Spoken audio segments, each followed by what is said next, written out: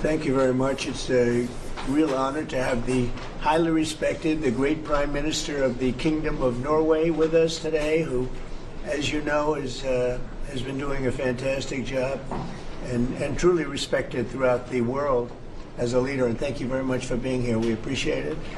And we're going to be having a meeting in the Oval Office in a little while where you'll be invited back and you can ask some questions.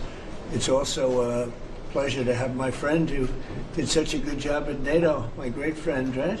So you really did. We started off, they had no money, and they ended up having a lot of money after we said, you got to pay up. But you did a fantastic job, and thank you very much. And I'm glad you're here. Glad we meet each other again and under these circumstances. So we'll be meeting in a little while at the Oval Office, and if you have maybe one or two questions, we'll do it now, and after that we'll go to the Oval. Mr. President, on Russia, do you still believe that Putin is serious about peace given the events overnight in Ukraine? And if that bombing doesn't end, are you considering new sanctions on Russia? So we are thinking that very strongly that they both want peace, but they have to get to the table. We're waiting a long time. They have to get them to the table, and I think we're going to get peace. We want to save 5,000 young people. I used to say 2,500. I now say 5,000. We have, Mr. Prime Minister, we have about 5,000 young people a week that are dying in that ridiculous war. And, you know, I started out because I didn't like all the money that we were paying, and then I realized how many people were dying. And that's by far the more important element right now. I'm saying we can save thousands of people. And I don't like that it takes long at all, but I think they both want to make peace. I do believe so. There's a lot of hatred there. There's a lot of very bad blood, a lot of distrust. But I think I hope we're going to get there for the sake of a lot of young people that are dying. Mr. President, do you have a deadline for when the party? I have my own deadline. And we want it to be fast. And the Prime Minister is helping us. He wants it to be fast too. And I think everybody in this, you know, at this time in NATO, they want to see this thing happen. So we have a deadline, and after that, we're going to have a very much different attitude. But I think that has a very good chance of getting done. Mr. President, what can Norway do to prove that they're an important ally to the U.S.? What can Norway do to prove Just that? keep doing what they're doing. We have a very good relationship with Norway. Great leader, great people.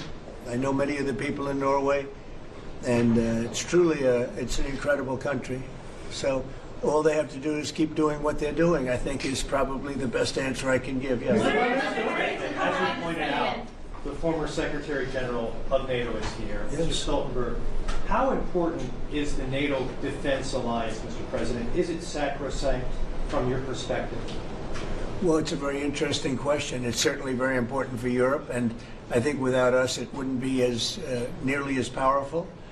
And as the former Secretary General, who did a great job, can tell you, I played when I was there a very big role in making sure that NATO is funded by the 28, at that time they had 28 countries, including us, because many of the countries weren't paid, and they ended up being paid, you would say, and the Secretary General was very nice about it as far as I was concerned. Other presidents went in, they made a speech and they left, and that kept going on, and you know, in the meantime, they had no money.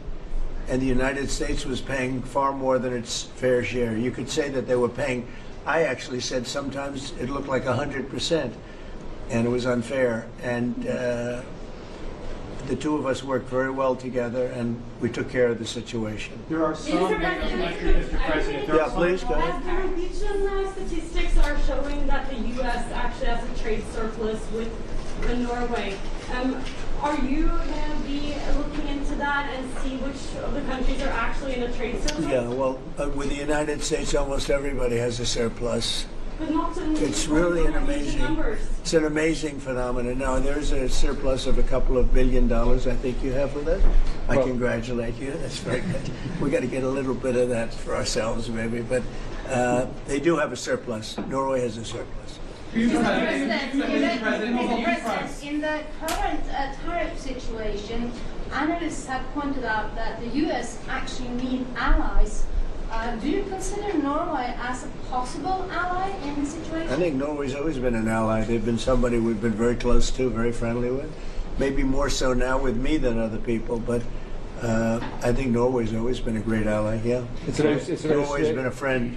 That's a very strange question, actually, because the US is our lead ally, and we build on a relationship which we will talk about now, Mr. President. But Yeah. it's of high relevance, and I'm very happy that we have Secretary of State and Secretary of Defense.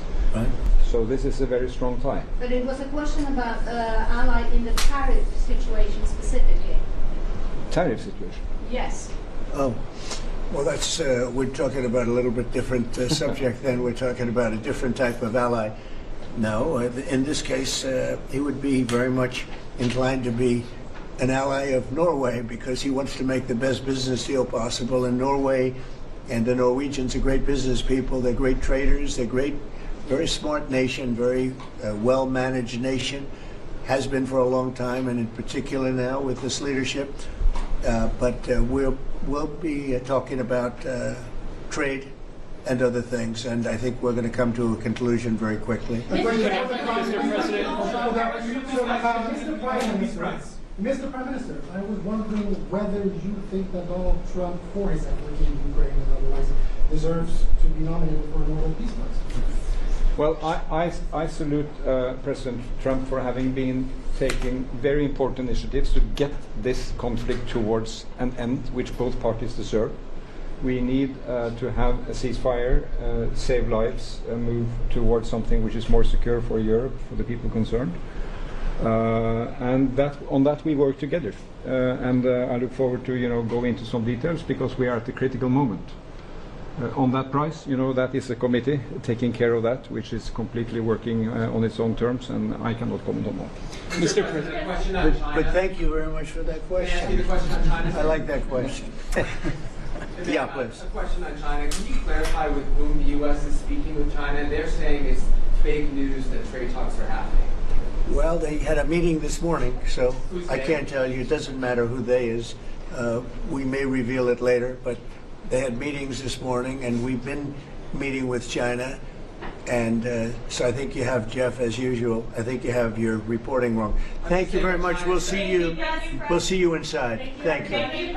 Thanks for watching, and please remember to like, subscribe, and share this video to stay updated with the latest breaking news from DesBuzz 24.